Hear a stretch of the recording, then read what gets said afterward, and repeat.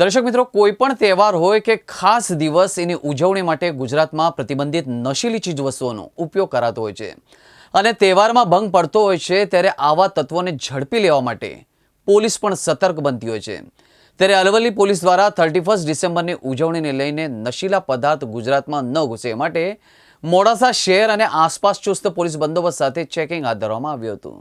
ખાસ દિવસની ઉજવણીને રંગીન બનાવવા માટે બુટલેગરો દ્વારા નશીલી ચીજવસ્તુઓ, નશીલા પદાર્થો મોટા પ્રમાણમાં ગુજરાતમાં ઘૂસડવાનો પ્રયત્ન કરતા હોય છે। ત્યારે મોડાસા શહેર અને પોલીસ હેડક્વાર્ટર્સ પાસે ખાસ ચોકી બનાવીને આવતા જતા તમામ વાહનોનું ચેકિંગ હાથ ધરવામાં આવ્યું છે।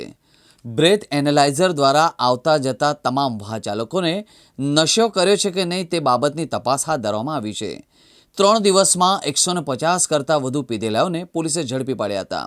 ત્યારે જિલ્લા પોલીસ 31ની ઉજવણીને લઈને સતર્ક છે। ફર્સ્ટ હોવાથી માનનીય રેન્જ સાહેબ અને માનનીય એસપી સાહેબની સૂચનાથી આજે મોડાસા ટાઉન વિસ્તારમાં અલગ અલગ 5 પોઈન્ટ જેમ કે હેડક્વાર્ટર છે, હજીરા સર્કલ છે, પેલેટ સર્કલ છે, સહયોગ સર્કલ છે અને રાણા સૈયદ, આ 5 પોઈન્ટ ઉપર 5 અધિકારી અને 30 માણસો સાથે સતત વાહનનું ચેકિંગ ચાલુ છે। જેમાં કોઈ પણ ગેરકાયદેસર વસ્તુ છે એ એન્ટર શહેરમાં ના કરે તેની પૂરી તકેદારી રાખવામાં આવે છે।